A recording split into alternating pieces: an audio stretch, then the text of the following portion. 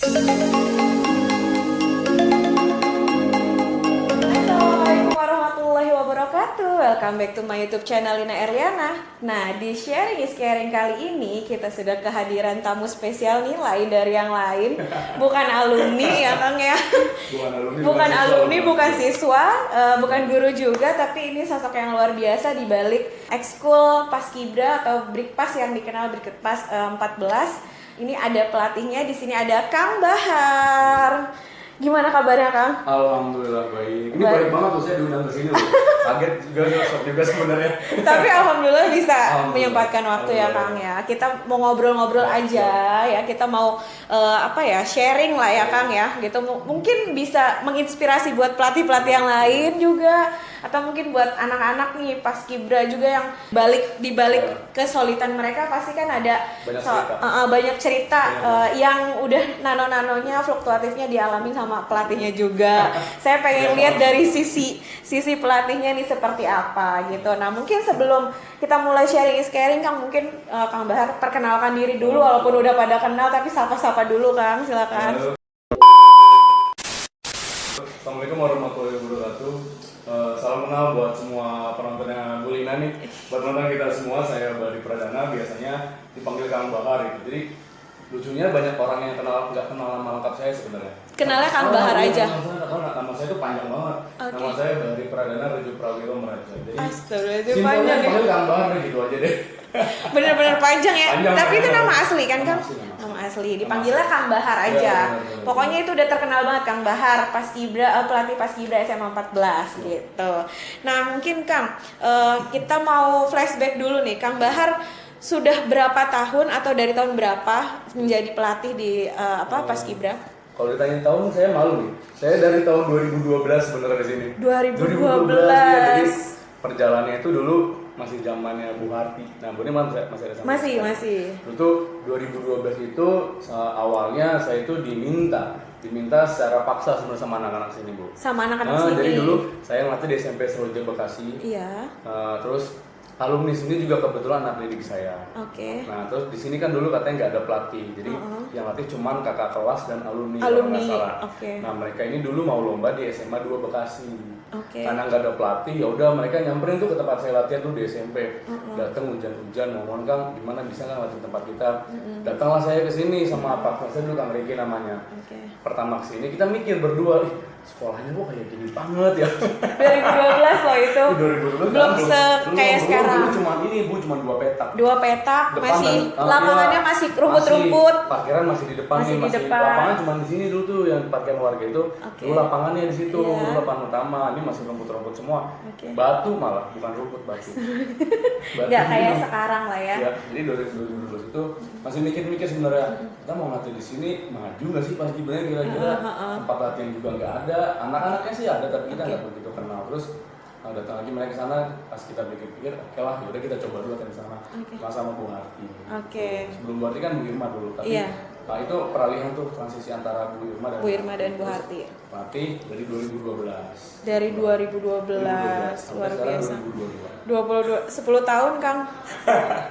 10 tahun. Kira-kira. Nah, terus setelah tadi kan ininya struggle-nya berarti banyak ya Kang ya, dari yang mulai mungkin fasilitasnya gitu kan, terus mungkin ada perasaan underestimate juga nih, kira-kira bisa maju nggak nih gitu kan? Iya, sejarah dulu bukan perasaan lagi Bu, banget sebenarnya. Banget ya. Karena kan kita kan kalau pas juga tuh yang jelas sarana prasarana yang mendukung. Bener itu, dan kita ngasih ini kok sarana prasarananya bukan nggak mendukung, nggak ada. Bukan nggak mendukung tapi emang nggak ada. Bener-bener. Kalau nggak mendukung itu kan ada tapi nggak mumpuni, ini nggak ada. Jadi kita memang nggak ada sarana prasarana. Jadi bener-bener emang kayak ngebangun dari awal, dari minus. Luar biasa. Nah itu suka dukanya gimana Kang? Kalau dibilang suka dukanya banyak banget. Jadi kalau overall setelah sekitar 10 tahun ini lebih banyak sukanya daripada dukanya. Dukanya udah dulu. Jadi kalau ditanya banyak yang suka dukanya, saya udah lupa dukanya apa. Jadi sekarang itu ibarat kita bangun istana, udah berbentuk istana. Jadi kita lupa tuh dulunya kalau misalnya nggak ada lapangan segala macam itu udah lupa, udah ketutup sebenarnya. Udah ketutup sama yang sekarang ada. Kalau kita sudah seperti ini, sudah di tahap yang sudah kita tidak pernah bayangkan, kita nggak pernah expect sampai ada di sini.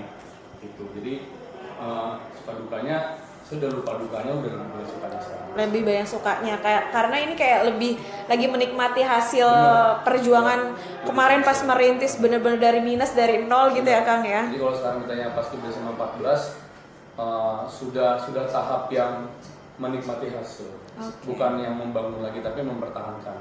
Tapi justru sebenarnya mungkin ini masa-masa tersulit ya.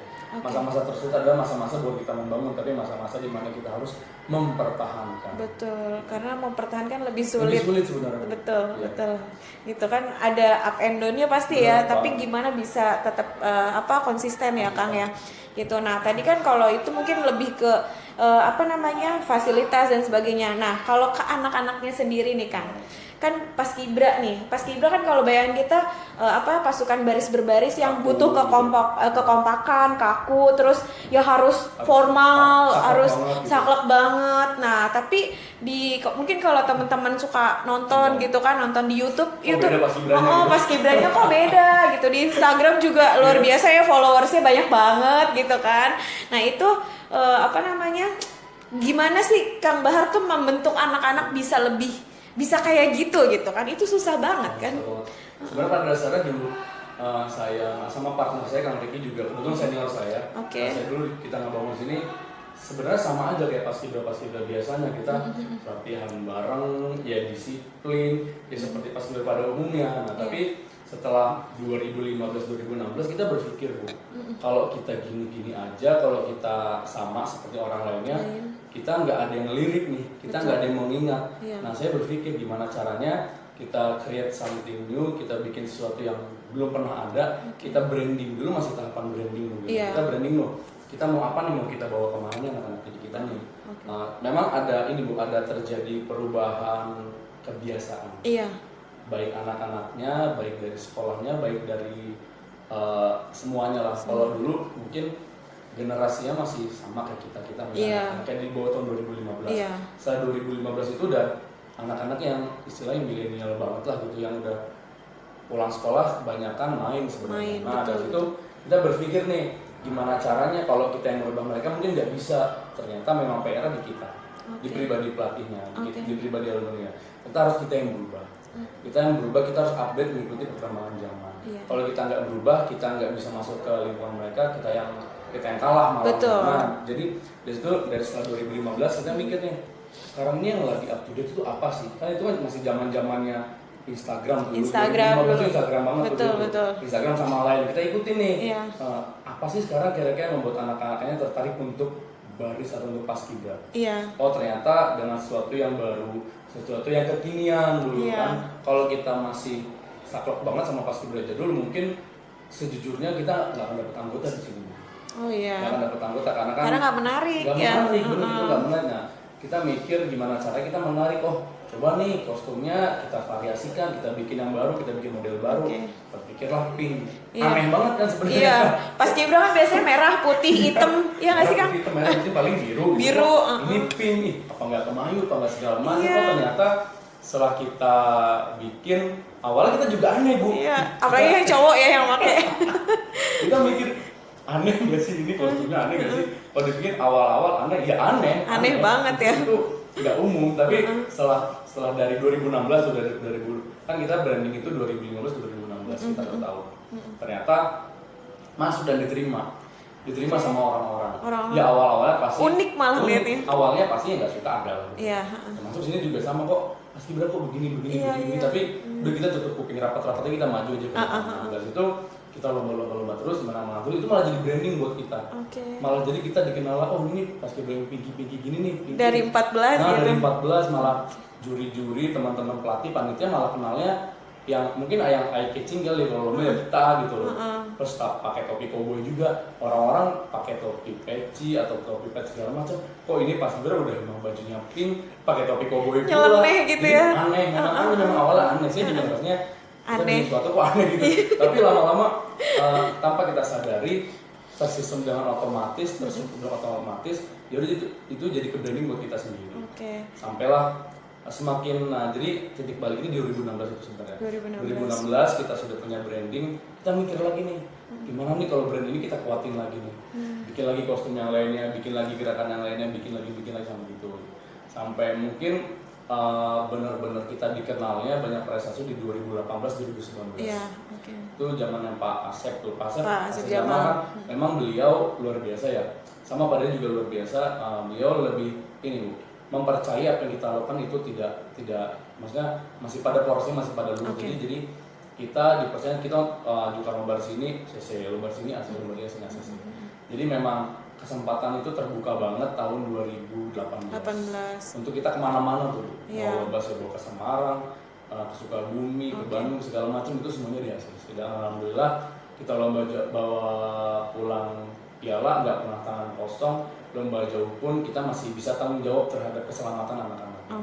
Gitu, dari situ terbuka. Dari situ terbuka semuanya. Jadi benar-benar kayak jadi branding yang selama ini aneh, unik, tapi itu malah jadi ini sendiri ya, brand. Malah jadi karakter. Jadi kalau orang-orang sekarang bikin kostum dari sekolah lain misalnya mungkin bikin kostum warna pink atau pakai topi cowboy, pasti ingetnya sini itu 14 kali. Iya, disangkanya ya. Benar, kalau jujurnya mungkin sebelum kita ada. Sudah ada yang pakai. Tapi mungkin penguatan brandingnya kurang. Benar. Gitu. Mungkin basicnya saya juga orang ekonomi sebenarnya, jadi saya belajar marketing, belajar ekonomi juga, belajar pemasaran juga. Saya coba nih masukkan ilmu apa sih yang sudah saya dapat di perkuliahan, di pendidikan dulu. Saya terapkan lah anak-anak pasukan, ternyata itu works gitu. Banget sebenarnya. Banget. Dan kalau misalnya inget pas Kibra 14 gitu kan selalu kalau lomba kan bawa piala terus ya Kang ya. Itu luar biasa sekali. Nah, kalau kesulitannya Kang, kalau misalnya pas lomba pada saat itu kan kemana-mana tadi yang disebutin udah banyak banget lombanya ke Semarang, ke luar kota gitu, nggak cuma di Bekasi doang gitu. Tapi itu gimana Kang persiapannya, atau ada perbedaan nggak sih misalnya kalau lomba tingkat apa, gempurannya dari pelatih nih, dari Akang sendiri nih beda kayak gini, treatmentnya ke anak-anak kan itu susah juga tuh. Sebenarnya gini, kalau di ekonomi atau saya ibaratnya anak-anak ini kan satu input. Prosesnya dari saya, output nanti juara. Jadi betul. Saya berpikir gini, sebelum anak-anak ini saya jadikan atau saya turunkan tempat lomba, kita proses dulu nih. Paling tidak 3-5 bulan tuh latihan dulu, mereka serius. 3-5 bulan ini paling mereka lombanya lomba-lomba di Bekasi, lomba-lomba yang biasa. Nah setelah mereka mungkin masuk ke bulan Januari di awal tahun atau mereka mau naik kelas 11 itu saya anggap sudah jadi produk jadi nih, udah matang. Jadi masalah udah matang ini mereka mau lomba dibawa kemanapun jadi pasti. Maksudnya secara mental, karakter, etika segala macam mereka bisa menjaga. Jadi memang kita tidak bisa instan sekarang latihan, sebulan ini latihan terus lomba juga nggak mungkin. Itu persiapannya saya bilang tidak akan ternyata. pasti lama. Jadi yang biasa kita bawa lomba jauh, yang biasa kita tampilkan di ada event apapun itu mereka pasti udah latihan minimal setengah tahun sampai 1 tahun. Jadi yang suka viral FYP di TikTok atau di Instagram yang bagus itu pasti udah kelas 11 biasanya. Karena udah melewati ini mereka sama kelas 10 itu memang sudah awal dibentuk itu satu keluarga dulu, satu tim itu chemistry itu diratin dulu. Betul. Setelah chemistry-nya erat, setelah mereka merasa jiwa korsannya dan juga sudah sepenanggungan. Itu kayaknya mereka udah klik banget satu pasukan. Jadi udah klik banget antara satu sama yang lain. Satu sakit pasti yang lain merasa. Itu makanya dia bilang kok bisa sih lomba jauh segala macam bla bla bla. Banyak yang teman-teman nggak tahu di balik itu semua banyak tangis dan air mata. Dan itu yang mungkin banyak orang yang nggak lihat gitu, lihatnya senangnya doang ya. Prinsip kita gini, apa yang kita tampilkan gak usah sedih-sedih. Jadi yang happy-happy, yang suka-suka gitu, lagi joget-joget, nyanyi, nari itu kita tampilkan. Tapi kalau sedih itu udah jadi bahan makanan kita sendiri. Gitu. Kalau sedihnya mah banyak lah. Yang jelas latihan tuh capek. Betul. Tapi soon mereka akan terima hasilnya. Dan itu pasti, dan itu sudah terulang bertahun-tahun setiap tahunnya. Itu sih. Itu keren banget sih Kang. Kalau di psikologi tuh karakter buildingnya mantep banget itu benar. CB ya. Saya pernah konsul juga sama teman-teman di dunia psikologi itu gimana sih cara kita mendapat perhatian dari anak-anak. Kalau kita sudah mendapat perhatiannya, kita dapat semuanya. Itu yang saya tahu. Makanya gimana cara saya masuk ke dunianya mereka. Ya saya bisa jadi kakaknya, bisa jadi ibunya, bisa jadi bapaknya. Kadang mereka cerita juga ke saya juga gitu. Karena anak-anak ini kan jadi gini, banyak yang teman-teman nggak tahu sebenarnya. Mostly ini kita tidak bisa menutup mata ya. Saya nggak bilang semuanya, tapi banyak dan mayoritas anak-anak Paskibra itu adalah anak-anak yang sadar diri. Mereka tidak bisa bersaing di dunia akademik. dan mereka juga punya punya kekurangan di background keluarga sebenarnya. Jadi ini adalah tempat dan rumah kedua mereka untuk berkeluh kesah sebenarnya. Betul. Nah, itu yang banyak tidak disadari sama teman-teman pelatih di sekolah lain. Kenapa sih anak-anak ini mau masuk Paskibra? Kalau selama 6 sampai 12 bulan mereka masih bertahan di Paskibra, anak-anaknya betul nyari rumah kedua sebenarnya. Iya, nyari kenyamanan. Kenyamanan kita tidak bisa menutup mata ya, Bu. Kita mungkin punya background keluarga yang berbeda-beda. Saya bilangnya berbeda-beda juga. Mereka juga butuh apresiasi sebenarnya, entah dari keluarganya, entah dari teman-temannya. Nah, mungkin salah satu cara mereka untuk mendapatkan apresiasi itu dengan ada di dunia Paskibra ini.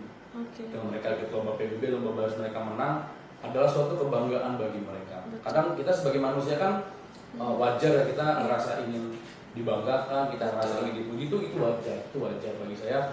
Itu tidak salah, kita punya ingin memiliki semua itu gitu. Jadi makanya mereka ikut Ekskul Paskibra ada di sini, mereka bisa mengembangkan apa yang mereka inginkan, mengembangkan diri untuk menjadi lebih baik, itu tidak salah gitu. Tapi sayangnya mungkin memang masih ada oknum-oknum atau pihak-pihak yang masih melihat sebelah mata gitu. Karena balik lagi tadi saya bilang gini, kita tidak bisa menyamaratakan semua anak-anak. Semua anak-anak itu spesial saya bilang. Jadi tidak ada yang tidak spesial. Semua punya keunikan masing-masing, semua punya kesempatan yang sama. Tapi sayangnya tidak diberikan kesempatan yang sama. Kesempatan yang sama, tapi untuk mendapat kesempatan itu berbeda-beda itu. Betul. Yang saya sangat sayangkan sebenarnya. Untuk generasi anak-anak yang umur remaja belasan ini. Betul. Ya, karena setiap anak unik itu tadi. Benar, mereka tuh spesial. Mereka nggak cuma anak tuh yang berprestasi di akademik, di mana kan mereka punya potensi masing-masing ya Kang ya. Nah, mungkin dari Kang Bahar juga saya ambil pelajarannya, mungkin Kang Bahar nih tipe yang melihat keunikan itu menjadi satu kesatuan. Gimana nih menyatukan di Paskibra, karena kan buat yang tadi kompak, solid gitu, yang sepenanggung senasib dan seperjuangan, satu rasa, satu jiwa, satu hati, satu raga. Itu kan susah banget gitu. Sedangkan itu anak-anak itu dengan segala perbedaan, keunikan dan kepribadian yang berbeda tentunya gitu. Nah, itu di Paskibra juga mungkin yang perlu jadi pelatihnya itu mungkin lebih aware ke situ ya. Lebih ke kepribadiannya, lebih ke karakter anaknya gitu dan keunikannya. Jadi unik itu ibaratnya bukan berarti tidak bisa menyatu gitu, tapi gimana cara meng-create-nya kita nih sebagai orang yang sadar ya Kang. Kita harus tahu formulanya. Betul. Kadang unik kan beda-beda Bu. Ada anak yang unik dalam hal karakter, komunikasi. Betul. Ada juga yang ternyata anaknya secara komunikasi tidak selancar kita, tapi berpikirnya yang luar biasa. Kritis ya. Kritis. Ada juga yang berpikirnya biasa aja, komunikasi biasa aja, ternyata tangan yang terampil. Nah, betul. Nah, itu kita harus pinter-pinter, kita sebagai pendidik, kita sebagai kakak, kita harus bisa melihat jiwa-jiwa dan potensi seperti itu. Karena kalau dibilang saya harus adil sama orang, saya tidak bisa. Karena adil itu bukan berarti satu sama dengan dua. Betul. Tapi adil itu sesuai dengan porsinya. Betul. Saya makan satu piring, anak kecil kan nggak mungkin makan satu piring yang sama. Iya, betul. Itu adil bagi saya. Kalau saya mendapatkan uang jajan misalnya 10.000, adik saya nggak mungkin dapat 10.000 juga. Iya. Itu adalah adil. Jadi berbicara adil itu saya tidak memperlakukan anak didik saya sama tidak. Tapi secara bijak. Betul.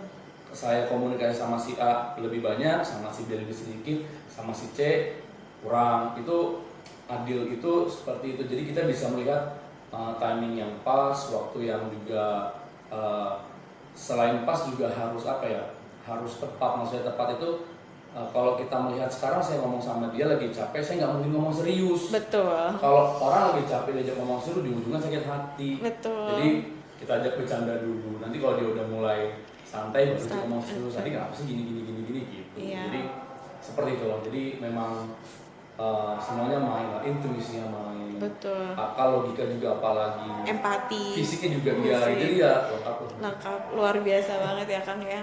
Nah, boleh nggak sih Kang nih, saya mau tahu gitu. Basic tadi kan udah spill sih sebenarnya ya. Basicnya kan Kang Bahar di ekonomi ya gitu.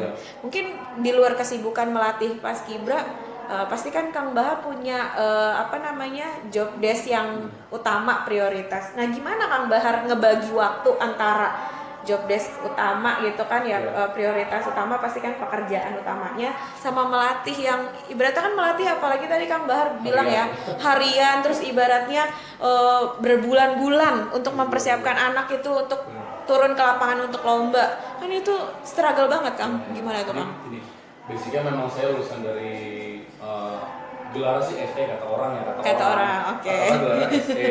Sekarang masih tesis juga, ya kelar. Susah kalau sambil kerja soalnya. Karena kan prioritas kita udah bukan pendidikan. Iya betul. Jadi memang basicnya saya kuliah di Institut Teknologi Transportasi dan Logistik di Trisakti. Kebetulan saya lagi membranding anak-anak didik saya dari setiap tahun anak Pripas itu anak SMA 14 terima beasiswa di sana. Dan banyak terbukti. Jadi kita lagi membangun dinasti guys sebenarnya di sana. Anak Paskib ke sana semua ya. Kita lagi membangun dinasti. Jadi saya bilang gini, kalau kamu lulus SMA, kamu lulus sekolah, kamu masuk PTN itu biasa aja bagi saya. Tapi kalau kamu lulus SMA, kamu bisa kuliah tanpa dibayar dan kamu yang dibayar, itu kamu luar biasa. Jadi basically saya memang saya suka belajar Bu sebenarnya. Tapi secara look penampilan saya tidak meyakinkan untuk orang belajar. Kata siapa itu? Saya orang suka belajar sebenarnya, tapi saya suka belajar, tapi saya benci membaca. Benci membaca buku ya. Saya itu dulu pernah didiagnosa itu sebagai adalah kekurangan itu. Jadi setiap saya membaca saya mual. Gitu psikosomatis ya. Setiap saya membaca itu bener loh, saya dulu ya. Saya kalau membaca itu mual dan saya juga lama dulu membacanya. Menulis juga lama. Tapi saya suka banget melihat dan memperhatikan cara orang berbicara. Nah, cara orang ngomong, cara orang bersikap, berperilaku itu yang saya baca itu di situ sebenarnya. Makanya dari sekolah TK, SD, SMP, SMA saya jarang membaca buku, jarang menulis, semua sudah fotokopian. Saya belajar dari guru menjelaskan itu seperti apa, itu yang saya pahami. Itu ke bawah sampai sekarang sebenarnya.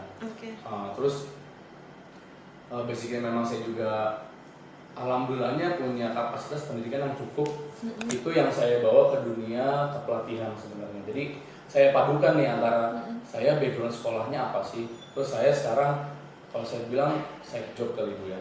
Paskibra saya nggak, ini bukan pekerjaan saya dan saya nggak ngerasa kerja di sini karena saya merasa ini adalah suatu tanggung jawab moral bagi saya karena saya pernah ada di tempat yang kurang baik, pernah berada di tempat yang tidak tepat dan ini adalah suatu bentuk pertanggungjawaban saya sebagai diri saya dan terhadap apa yang pernah saya lakukan. Jadi dari kapasitas pendidikan saya yang seperti itu dengan side job saya yang seperti ini dengan main job saya yang katakanlah saya masih karyawan, masih jadi budak korporat kita ya. Jadi bagaimana caranya ketika itu berkesinambungan dengan waktunya masing-masing lah. Saya bekerja juga background pendidikannya saya padukan dengan Paskibra. Jadi ya semuanya itu yang menghidupin saya. Jadi kalau dibilang kita hidup itu bernapas bukan, tapi saya hidup dan saya juga punya kehidupan. Luar biasa sekali ya. Jadi berkesinambungan antara pekerjaan sama yang hobi ya. Iya, karena memang kalau hobi itu mau secapek apapun, mau se-hat-trick kayak gimana tetap happy ya Kang ya. Jadi ngejalaninnya tuh nggak beban gitu. Walaupun mungkin Kang Bahar di luar sana punya pekerjaan dan punya tugas tesis yang ibaratnya mungkin lebih harusnya jadi prioritas, tapi iya harusnya jadi prioritas dan itu ibaratnya menyita waktu tapi masih bisa menyempatkan untuk tanggung jawab moralnya untuk Paskibra SMA 14 gitu. Luar biasa sekali nih Kang.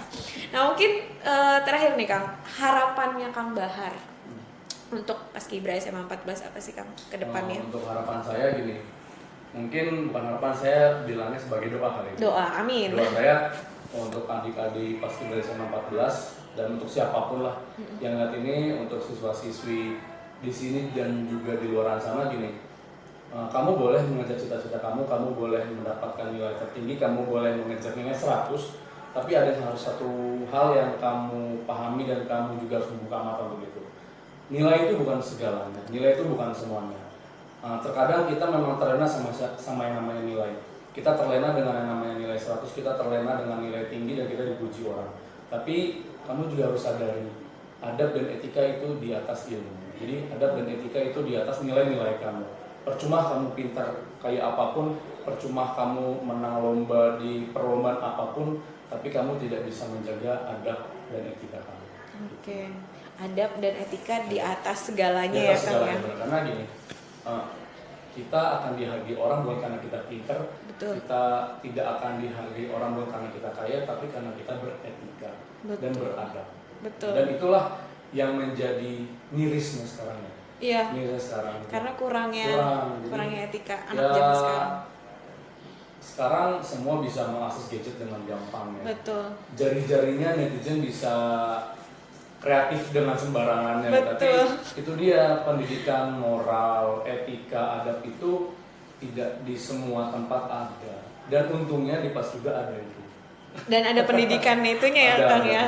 Karena tadi saya bilang juga kalau dengar cerita Kang Bahar nih, karakter buildingnya justru malah lebih penerapannya lebih kencang ya, karena kan Paskibra setiap hari latihan ya Kang ya. Oh ya, ngomongin latihan tadi sebelum saya tanya, tadi latihannya kan selama setengah tahun buat turun gitu kan, itu setiap hari Kang? Enggak, jadi kita tuh latihan tuh biasanya seminggu tuh 3 kali jadwalnya, 2-3 kali. Tapi mendekati event lomba atau mendekati kalau kita ada acara, ya jujur kita bisa tiap hari. Oke, intensifnya ya. Benar, tapi jam latihan dikurangi biasanya. Jadi kita latihan 3 jam, tapi mendekati acara cuma 2 jam. Tapi bisa tiap hari. Biar apa ya? Biar chemistry-nya naik terus gitu. Oke, jadi konsisten chemistry-nya. Konsisten. Jadi kalau Paskibra, Saman, dan semua kegiatan dan juga aktivitas yang menggunakan saraf motorik gitu ya. Iya, betul. Itu kan pada dasarnya akan merasa bosan, tapi kalau kegiatan nggak continue, itu mereka akan lupa dari nol lagi. Iya, betul. Jadi itu yang kita lakukan. Saya juga sempat sharing sama teman-teman Paskibra ini kegiatan apa sebenarnya. Oh ternyata kegiatan yang banyak menggunakan saraf motorik. Dilakukan berulang-ulang, continue. Dilakukan secara setiap hari, mereka akan bosan, tapi stop 2 hari mereka kan lupa. Gitu. Jadi ya kita harus pintar-pintar ngelihat pasukan kita, ngelihat anak didik kita, kapan mereka kira-kira kelihatan bosen, kapan kira-kira mereka butuh disetrum. Gitu. Lanjut gitu ya. Sama satu lagi Kang, yang pertanyaan agak penasaran nih saya. Koreografer yang selama ini mereka tampilkan kan ada dance segala macam tuh, atraktif banget tuh. Paskibra SMA 14 kalian bisa nonton tuh di YouTube channelnya sama di Instagramnya. Itu siapa yang menciptakan? Sebenarnya nggak ada yang menciptakan. Tapi dari mana? Basically saya suka nonton Bu. Saya suka nonton, saya suka video musik. Jadi saya nggak karakter anak-anaknya. Kalau saya bilang kayaknya menarik, kayak suka nih, saya share di grup linknya segala macam. Ini ada video bagus, coba kamu bisa ngelakukan, kamu eksekusi ya. Pengembangannya mereka melakukan. Gitu. Jadi kita nggak pernah nyewa koreografer. Saya juga nggak bisa joget, saya juga nggak bisa ngedance. Nah itu makanya saya penasaran. Jadi memang mereka bikin sendiri, paling saya sedikit ngoreksi gerakan. Jadi mereka mengembangkan, saya mengoreksi. Yang jadi di lapangan seperti itu. Jadi Kang Bahar tetap yang menstimulasi. Benar menstimulasi. Saya cuma sebagai stimulator aja. Iya. Sisanya anak-anak. Berarti keren banget anak-anak sekarang. Iya, makanya saya bilang gini, mereka kreatif banget Bu. Cuma mungkin kita nggak bisa ngelihat poin plus itu ya. Keunikan itu. Jadi pinter-pinter kita aja sebagai kakak, sebagai pembimbing, sebagai pelatih, sebagai guru atau sebagai apapun sebutannya, pinter-pinter aja kita melihat apa sih potensi yang ada pada anak-anak ini, kita kembang. Betul. Gitu. Karena kalau kita ngasih kepercayaan ke mereka akan lebih diakui sebagai manusia. Betul. Karena humanistik, memanusiakan manusia. Betul. Itu yang nggak banyak disadari oleh manusia. Padahal sama-sama manusia ya. Tapi kadang kita lupa untuk memanusiakan manusia dan kita punya kesempatan yang sama. Luar biasa sekali nih sharing kita kali ini tentang struggle-nya. Iya, banyak banget yang kita lihat mungkin di media sosial, senang-senangnya doang, happy-happynya, tapi susah-susahnya ternyata tadi Kang Bahar aja sampai lupa gitu. Sampai saya lupa, nggak mau nginget-nginget gitu ya Kang ya, karena sekarang ada di tahap menikmati dan mempertahankan gitu. Wah, menarik banget nih Kang. Mungkin terima kasih banyak nih Kang Bahar. Saya nggak bisa berkata-kata karena luar biasa banget gitu. Jadi Kang Bahar tuh kalau ini mungkin kayak guru BK-nya di Paskibra gitu ya. Karena ilmu-ilmu psikologi dan BK yang kita terapkan sebagai guru BK juga diterapkan sama Kang Bahar walaupun sebagai pelatih Paskibra gitu. Ini ada lagi betul penting sebenarnya Bu. Apa tuh Kang? Saya banyak belajar dari setiap pembina yang jadi pembina di sini. Dari mulai Bu Irma, saya belajar bagaimana dia bisa, oh ternyata bisa loh pembimbing itu sedekat itu sama anak. Setelah dari Bu Irma kan itu Bu Harti. Oh dari Bu Harti, memang kita sebagai pembimbing, kita sebagai pelatih harus pinter, nggak harus terlihat apa ya, terlihat memiliki kemampuan dan juga pengalaman dari anak didik kita. Terus dari Bu Cita juga saya belajar, dari Momo Esi saya belajar sabar, belajar untuk berkata lebih baik, lebih sopan. Dari Bu Dewi saya juga belajar gimana cara saya berbahasa itu lebih santun. Kan jujur aja kita orang lapangan, orang lapangan itu keras lah kalau ngomong. Jadi di pas itu kalau nggak keras itu nggak hidup, itu orangnya bilangnya dulu gitu orang-orang teman-teman. Motonya. Dari Bu Dewi saya belajar kita nggak harus kenceng-kenceng banget juga bisa kok ngasih tahu anak-anak belajar bahasa yang halus. Kadang saya menegur, marah tapi dengan cara yang berbeda. Dari bahasa berbeda. Terus dari Bu Maya juga saya juga belajar sabar, punya anak, doain aja. Itu juga terjadi. Jadi saya ada di posisi ini, posisi sekarang juga saya banyak belajar dari pembina-pembina. Kemudian dari Bu Lina juga saya belajar, kok bisa sih anak-anak bisa ngeluarin unek-uneknya atau bisa cerita segala macam tubuhnya, gimana caranya? Saya banyak nanya, jujur Bu. Gitu. Emang kalau Bu Lina ngajarnya kayak gimana sih? Saya banyak nanya sebenarnya. Emang kalau Bu ini ngajarnya kayak gimana? Gini. Jadi apa ya? Mungkin nilai-nilai positif yang saya berusaha untuk menerapkan. Memang tidak semua bisa saya terapkan. Saya juga punya keterbatasan, tapi saya juga belajar dari setiap guru-guru yang ada. Nggak cuma pelatih, tapi guru-guru siapapun itu saya belajar dari mereka. Gitu. Dan dari belajar itu akhirnya Kang Bahar menjadikan itu formula buat ke anak-anak ya. Dan luar biasa hasilnya. Diacungin jempol 10 tahun ini ya Kang ya. Luar biasa, mudah-mudahan apa yang udah diperjuangkan Kang Bahar selama ini dari minus ya, bahkan ya dari minus itu bukan nol, bukan dimulai dari nol ya gitu, tapi dari minus ini sampai sekarang ibaratnya ada di titik puncak ya. Kalau ini apa ibaratnya puncak tertinggi yang memang pencapaian yang luar biasa dari Paskibra. Semua yang diinginkan sudah ada. Alhamdulillah sudah tercapai ya Kang ya. Sudah tercapai semua. Sekarang ya gimana cara kita bertahan dan menjadi lebih baik. Sebagai personal ya, bukan sebagai pasukan dan Paskibra, tapi sebagai personal kita harus menjadi lebih baik, adabnya lebih baik, berbicaranya lebih baik, nilainya juga harus bisa lebih baik. Jadi lengkap banget ya. Jadi mudah-mudahan apa yang tadi disampaikan melalui sharing kali ini nih sama Kang Bahar bisa jadi insight buat teman-teman juga yang nonton, pelatihnya, terus mungkin anak-anaknya biar lebih semangat lagi karena tahu perjuangan Kang Bahar dari minus loh nak ya, bukan dari nol gitu kan. Kalau minus kan dulu kalian nggak tahu kan sini nggak ada lapangan. Kita alatnya lapangan dulu di rumah warga. Jadi rumah warga itu ada ini jadi ada bukan lapangan jadi ada halaman luas itu dipakai buat latihan dulu dan dibolehin ya Kang ya. Dan dibolehin sama warga sini.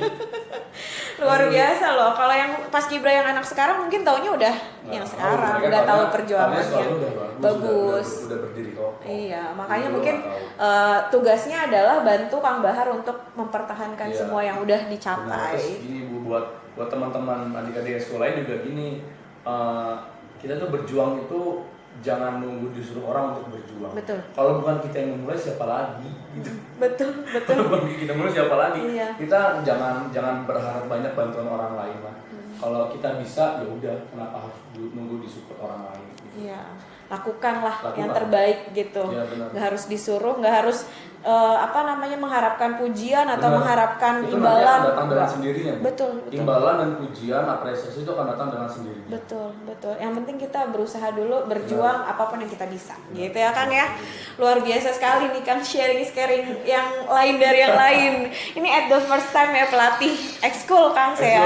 Iya, yang lain-lain belum sih. Nanti mungkin soon akan saya agendakan juga sama pelatih yang lain. Nah mungkin Kang Bahar ada Instagram kan? Saya lagi diaktif Instagram sih Bu.